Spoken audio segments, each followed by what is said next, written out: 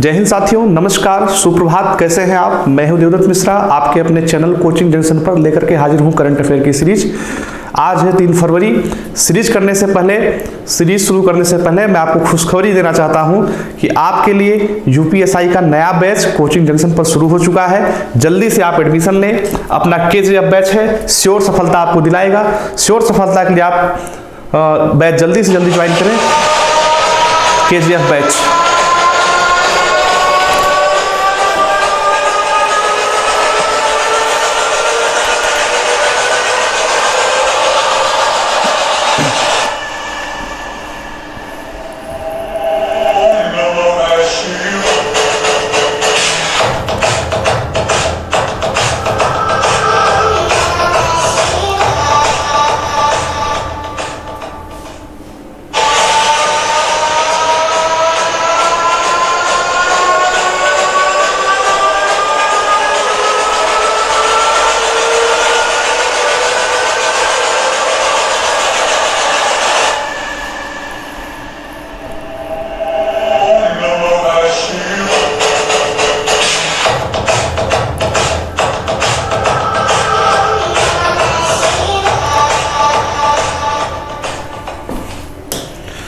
जी हाँ साथियों, आपके कंधे भी होंगे सुशोभित और आपके कंधों पर भी लगेंगे सितारे।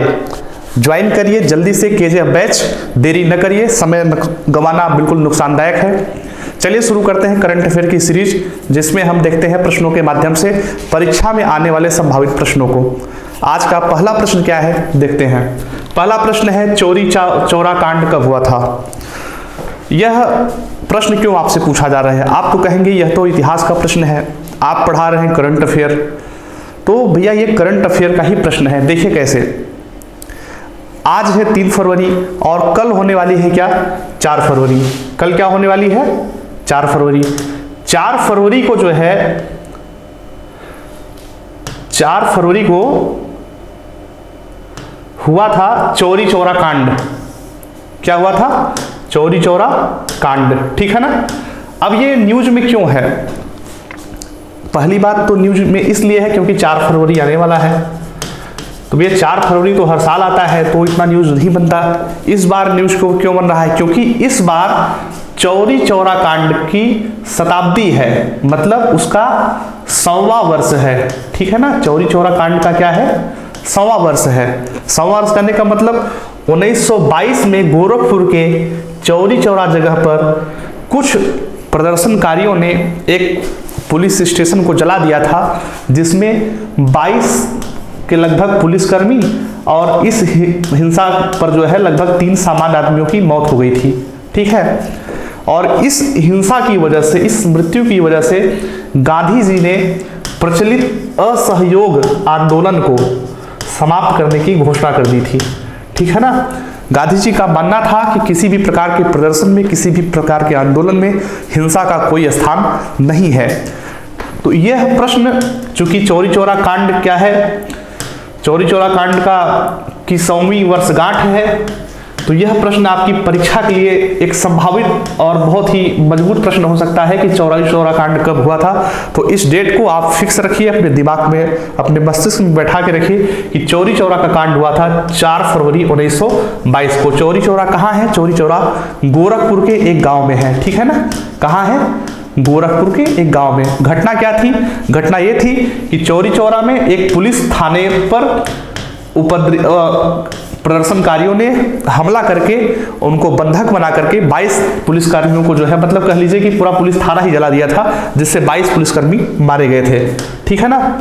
यह भी प्रश्न अगर पूछ लिया जाए कि चौरी चौरा कांड के बाद गांधी जी ने कौन सा आंदोलन वापस ले लिया था, और आपको 4 विकल्प दे दिया गया, सविनय अवज्ञा आंदोलन, यह आंदोलन, तो उसमें आप सही टिक लगाएंगे क्या, असहयोग आंदोलन, ठीक है ना।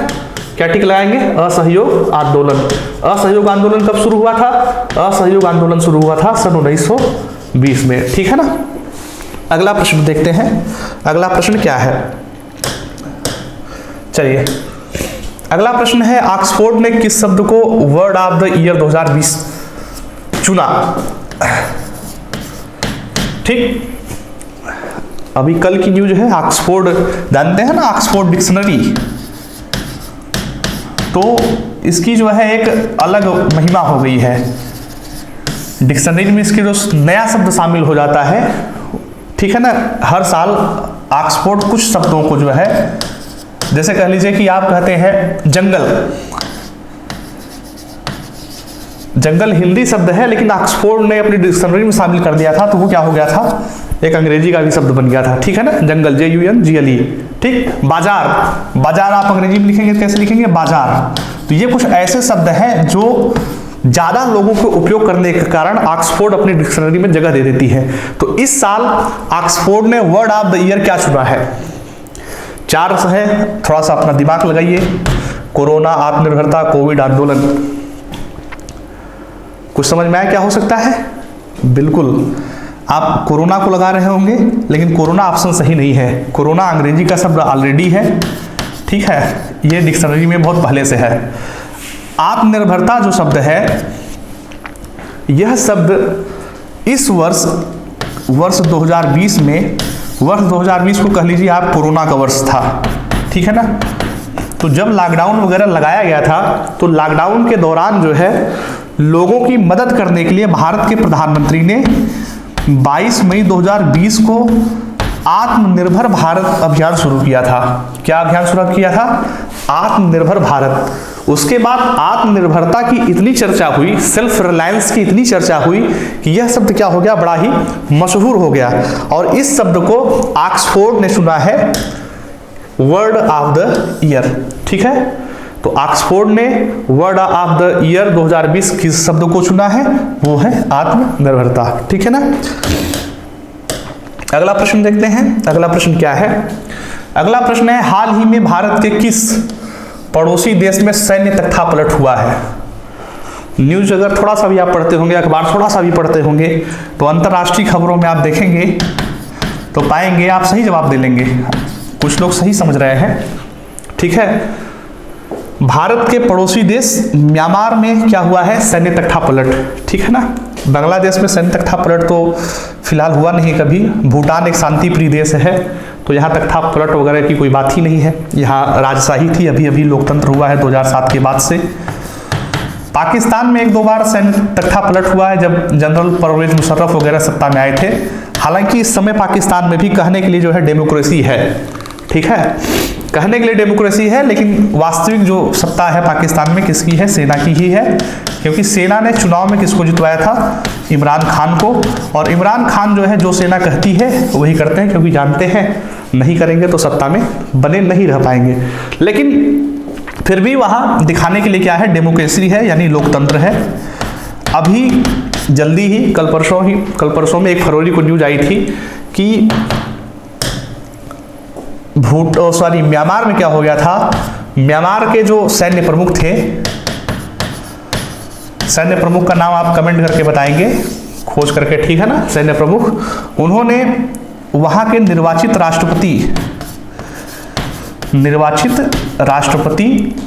राष्ट्रपति थे यू विन मिंट। कौन थे? You Win Myint. और वहां की स्टेट काउंसलर है आंग सान सू की। कुछ लोग इन्हें की जगह क्या कहते हैं, ची, ठीक है ना, आंग सान सू ची। इन दोनों को क्या कर लिया, सैन्य प्रमुख ने हिरासत में ले लिया, ठीक है। और यह कहा कि पिछले साल जो चुनाव हुए थे उन चुनाव में बहुत धांधली बरती गई थी, ठीक है ना। और ये चुनाव जो है सही नहीं हुए थे, इसलिए म्यांमार की सेना, म्यांमार के प्रशासन को जो है, या कह लीजिए म्यांमार की सेना म्यांमार के संविधान के अनुसार पूरे म्यांमार देश पर क्या लगाती है, आपातकाल लगाती है, ठीक है ना। और उस आपातकाल के बाद जो है 1 साल के बाद जो है फिर से नया चुनाव कराया जाएगा। ये म्यांमार की सेना का कहना है, लेकिन वास्तविक बात ये है कि म्यांमार की सेना एक बार फिर से जो है सत्ता में वापसी करना चाहती है जबरदस्ती तरीके से, ठीक है ना। इस सरकार के पहले जो है म्यांमार में सैन्य शासन ही था। बड़े मुश्किलों के बाद तो वहाँ जो है लोकतंत्र फिर से बहाल हुआ था, लेकिन अब फिर से जो है सैन्य तख्तापलट हो गया है, वहाँ फिर से सेना जो है शासन में आ गई है। आप देख रहे होंगे सड़कों पर पूरे म्यांमार की राजधानी जानते हैं ना, म्यांमार की राजधानी है नेपिटा। क्या नाम है? नेपिटा। म्यांमार पड़ोसी देश है भारत का। मैंने आपको बताया था कि भारत के 4 राज्यों की सीमा म्यांमार से टच करती है। कौन कौन से राज्यों की सीमा मैंने आपको बताया था। पहला राज्य जो है वो है अरुणाचल प्रदेश। दूसरा राज्य कौन था? दूसरा राज्य था नागालैंड। तीसरा राज्य कौन था? तीसरा था मणिपुर। और चौथा कौन था? चौथा था मिजोरम। ठीक है ना। तो भारत के 4 राज्यों की सीमा म्यांमार से टच करती है, स्पर्श करती है। वो 4 राज्य आप ध्यान दे लीजिएगा, अरुणाचल प्रदेश, नागालैंड, मणिपुर और मिजोरम है। ठीक ना। इस हिसाब से भारत का म्यांमार क्या हो गया? पड़ोसी देश हो गया। ठीक है ना। अगला प्रश्न देखते हैं। अगला प्रश्न क्या है? अगला प्रश्न है, जम्मू कश्मीर में अंतिम सांसें गिनने लगा आतंकवाद, बड़ी संख्या में आत्मसमर्पण कर रहे आतंकी। इस हिसाब से एक जो है न्यूज आई है अखबार में। तो इस संदर्भ में प्रश्न करंट क्या बन सकता है? आप बताइए। या तो जम्मू कश्मीर के बारे में बताया जा सकता है, पूछा जा सकता है जम्मू कश्मीर की राजधानी क्या है। तो आप जानते हैं जम्मू कश्मीर की राजधानी क्या है? कश्मीर है। ठीक है ना। ये पूछा जा सकता है जम्मू कश्मीर के वर्तमान राज्यपाल कौन है? एक संभावित प्रश्न है जिसका सही जवाब है जम्मू कश्मीर के वर्तमान राज्यपाल हैं श्री मनोज सिन्हा जी। वो जो है जम्मू कश्मीर के इतिहास में कह लीजिए कि प्रथम राजनीतिक राज्यपाल भी हैं। राजनीतिक राज्यपाल कहने का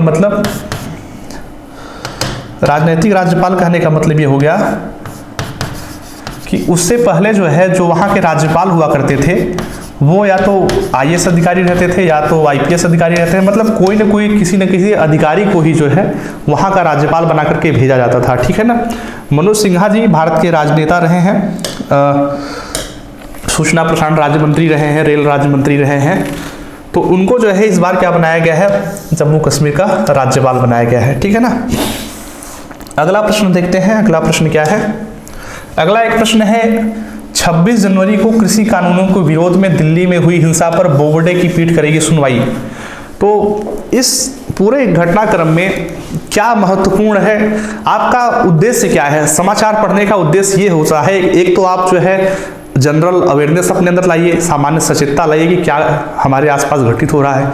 दूसरा, इस समय आप प्रतियोगी परीक्षाओं की तैयारी कर रहे हैं तो समाचार पढ़ते ही आपके मन में जितने संभावित प्रश्न हों उससे रिलेटेड जो परीक्षा में पूछे जाते हैं वो आपके मस्तिष्क में आ जाने चाहिए।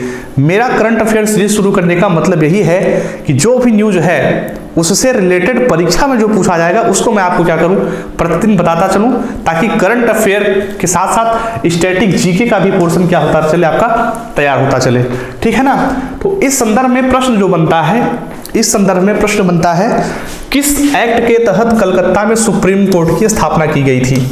ठीक है ना। नाम तो सुप्रीम कोर्ट है लेकिन कलकत्ता सुप्रीम कोर्ट का काम जो है आज के सुप्रीम कोर्ट जैसा नहीं है।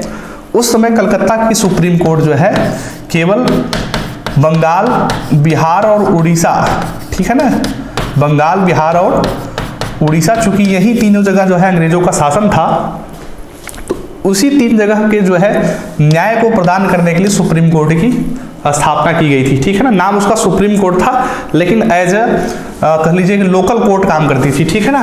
वर्तमान जो सुप्रीम कोर्ट आप देख रहे हैं नई दिल्ली में, वह जो है 1937 में स्थापित हुई थी। ठीक है ना। इसको ध्यान रखिएगा। लेकिन परीक्षा में सीधा इसी प्रकार से प्रश्न पूछ लिया जाता है क्योंकि जो एक्ट स्थापित हुआ था, ऑप्शन में जो एक्ट है उसका नाम था रेगुलेटिंग एक्ट 1773। ठीक है ना। क्या था उसका नाम? Regulating act 1773। इस एक्ट के तहत कलकत्ता में एक कोर्ट की स्थापना हुई थी जिसको क्या कहा जाता था? सुप्रीम कोर्ट कहा जाता था। और इसका काम क्या था? इसका काम था न्याय प्रदान करना, यूरोपियन कोर्ट्स की तरह क्या करना था? इसका उद्देश्य न्याय प्रदान करना था। आपको पता होगा, थोड़ा सा आप जान लीजिए कि सन 1600 ईस्वी में जो है ईस्ट इंडिया कंपनी की स्थापना हुई थी। ईस्ट इंडिया कंपनी की स्थापना क्यों हुई थी? ईस्ट मतलब पूर्व के देशों के साथ व्यापार करने के लिए। और आप जानते हैं धीरे धीरे करके ये व्यापारिक कंपनी पॉलिटिकल एंटाइटी में बदल गई थी। ठीक है ना। राजनीतिक कह लीजिए एंटिटी में क्या हो गई थी, परिवर्तित हो गई थी। बहुत धीरे धीरे करके जो है, बहुत धीरे धीरे करके बहुत ही शार्प जो है लीडर्स ने इसको जो है क्या किया, भारत को गुलाम बना लिया। तो रेगुलेटिंग एक्ट की बात आई है तो थोड़ा सा मैं आपको बता दूं, रेगुलेटिंग एक्ट से ही जो है भारत में कह लीजिए, भारत में पहला एक्ट जो है अंग्रेजों ने जो बनाया भारत पर शासन करने के लिए, वो कौन था, वो रेगुलेटिंग एक्ट 1773 ही था। तो जैसा कि आप जानते हैं कि 1765 के पहले तक, कब, इस बात को ध्यान दे लीजिएगा, 1765 के पहले तक ईस्ट इंडिया कंपनी पूरी तरह व्यापारिक कंपनी थी, ठीक है ना, पूरी तरह कैसी कंपनी थी, व्यापारिक कंपनी थी। इसकी राजनीतिक कहीं इसकी जो है महत्ता नहीं स्थापित हुई थी, ठीक है ना।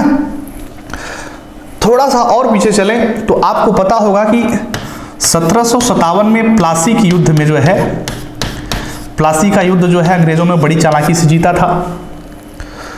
उस प्लासी के युद्ध के बाद जो है 1762 में जो है बक्सर का युद्ध हुआ था। और बक्सर का युद्ध जो है कह लीजिए कि भारत की तरफ से 3 लोग लड़ रहे थे। एक तो थे शाह आलम द्वितीय, मुगल जो है कह लीजिए मुगल शासक, मुगल शहंशाह शाह आलम द्वितीय। दूसरा कौन थे, दूसरा उस समय जो थे क्या, जिन्हें बंगाल की दीवानी प्राप्त थी, या जो कह लीजिए बंगाल के दीवान थे। और तीसरा कौन थे, तीसरे थे जो है अवध के नवाब, ठीक है ना। इन तीनों की संयुक्त सेनाओं के साथ जो है अंग्रेजों का युद्ध हुआ और अंग्रेजों ने इनको क्या कर दिया था, हरा दिया था। इससे अंग्रेजों की सैनिक सत्ता जो है सुनिश्चित हुई थी कि अंग्रेज जो है तीन जो है कह लीजिए पूरे मुगल साम्राज्य की सेना, बंगाल की सेना, अवध की सेना, इन तीनों को एक साथ हराने में सक्षम है। 1762 के बक्सर युद्ध के बाद, युद्ध तो अंग्रेजों ने जीत लिया था, तो जो जीतता है युद्ध वो युद्ध विराम की संधि भी लिखता है। तो एक संधि हुई थी 1765 की, जिसे कहा जाता है इलाहाबाद की संधि, ठीक है ना, जिसे क्या कहा जाता है, इलाहाबाद की संधि। थोड़ा सा इतिहास में घुस गया हूं, बहुत बोरिंग न महसूस करिए। इलाहाबाद की संधि ही एक संधि है जिसके जरिए जो ब्रिटिश ईस्ट इंडिया कंपनी है वो, उसको क्या मिल गया, उसको पॉलिटिकल क्षेत्र मिल गया। उसने क्या किया था, मुगल बादशाह शाह आलम द्वितीय से बंगाल, बिहार और उड़ीसा की दीवानी प्राप्त कर ली थी। दीवानी प्राप्त करने का मतलब ये हुआ राजस्व, टैक्स वसूलने का जो है अधिकार प्राप्त कर लिया था, क्योंकि उनको युद्ध में तो हरा ही दिया था, ठीक है ना। लेकिन फिर भी उनको जो है मान्यता देती थी कि क्या है, भारत के मुगल बादशाह हैं, भले ही उनको पेंशन वगैरह बाद में देकर के भेज दिया गया हो। तो 1765 से जो है क्या होता है, शुरू होता है ईस्ट इंडिया कंपनी का क्या, व्यापारिक कंपनी से पॉलिटिकल एंटिटी में बदलने का क्रम। उस क्रम में अंग्रेजों ने पहला जो एक्ट लाया था वो कौन सा लाया था, 1773। और उस एक्ट के तहत कलकत्ता में सुप्रीम कोर्ट की स्थापना हुई थी। एक्ट में बहुत सारे टर्म्स हैं, उसको आप इतिहास पढ़िएगा तो समझिएगा। जैसे पहला टर्म ये था कि इसने जो है कंपनी के कर्मचारियों पर रिश्वत लेने पर प्रतिबंध लगा दिया था, ठीक है ना। रिश्वत लेने पर प्रतिबंध इसलिए लगा दिया था क्योंकि 1765 से 1772 तक की स्थिति बड़ी गड़बड़ थी। बड़ी गड़बड़ कहने का मतलब कंपनी खस्ता हाल होती चली जा रही थी और कंपनी के जो अधिकारीगण थे हर जगह लूट खसोट करके धन इकट्ठा हो रहा, कोई नियम कानून तो था नहीं। कंपनी के अधिकारी मालामाल हो गए, लेकिन कंपनी की आय क्या हो गई, गिर गई। तो इसको सुधारने के लिए क्या लाया गया था, रेगुलेटिंग एक्ट लाया गया था, जिसमें कंपनी के अधिकारियों की तनख्वाह बढ़ा दी गई थी, लेकिन उनके उपहार लेने पर, रिश्वत लेने पर आदि पर प्रतिबंध लगा दिया गया था, ठीक है ना। इन सब एक्ट, ये सब भी एक्ट हैं, इन सब एक्टों पर मैं चर्चा करूंगा तो पूरा सेशन निकल जाएगा, मेरा ये उद्देश्य नहीं है। अगला प्रश्न देखते हैं, छत्तीसगढ़ फार्मूले पर कांग्रेस कर रही असम में वापसी की तैयारी, बूथ स्तर पर सक्रिय हुई बघेल टीम। बघेल का मतलब ये है कि भूपेश बघेल क्या है, छत्तीसगढ़ के वर्तमान मुख्यमंत्री हैं, ठीक है ना। भूपेश बघेल क्या है, छत्तीसगढ़ के वर्तमान मुख्यमंत्री हैं। इस संदर्भ में एक प्रश्न यही बन जाता है, कांग्रेस की हाल इस समय जो है थोड़ा सा खस्ता हाल है, वह जो है राष्ट्रीय पार्टी से कह लीजिए क्षेत्रीय पार्टी में सिमटती जा रही है, ठीक है ना। बहुत कम राज्यों में उसकी सरकार बची है। तो कांग्रेस की स्थापना कब हुई थी, एक ही प्रश्न अगर आपसे पूछ लिया जाए कांग्रेस की स्थापना कब हुई थी, तो भैया इसका सही जवाब है कांग्रेस की स्थापना हुई थी सन 1885 ईस्वी में, ठीक है ना। उस समय भारत का गवर्नर जनरल कौन था, उस समय भारत के गवर्नर जनरल थे लॉर्ड डफरिन। गवर्नर जनरल कहने के अलावा आप कह लीजिए भारत के वायस राय थे, क्या थे, वायस राय थे, कौन, लॉर्ड डफरिन, ठीक है ना। संस्थापक कौन थे, कौन अध्यक्ष था, ये सब जो है आप इतिहास में पढ़िएगा, उस पे जो है पढ़ाने का कोई औचित्य नहीं है। तो आज की इस सीरीज को मैं यही समाप्त करूंगा और फिर आपसे आग्रह करता हूं कि अगर आपने अभी तक यूपीएसआई का केजीएफ बैच नहीं परचेज किया है तो उसको तुरंत आज ही परचेज करके एडमिशन लीजिए। हमारे एक्सपर्ट टीचर्स बहुत ही अच्छे टीचर हैं जो आपको लगातार जो है 1 फरवरी से लगातार क्लासेस, अच्छी क्लासेस जो है प्रोवाइड करा रहे हैं। अगर आपने अभी तक ऐप डाउनलोड नहीं किया है तो आप गूगल प्ले पर जाइए, वहां टाइप करिए कोचिंग जंक्शन, आपको कोचिंग जंक्शन का ऐप मिलेगा, उस ऐप को डाउनलोड कर लीजिए और उस ऐप के माध्यम से अपनी पढ़ाई को जारी रखिए, कॉम्पिटिटिव एग्जाम्स की तैयारी को जारी रखिए। नमस्कार, धन्यवाद, जय हिंद।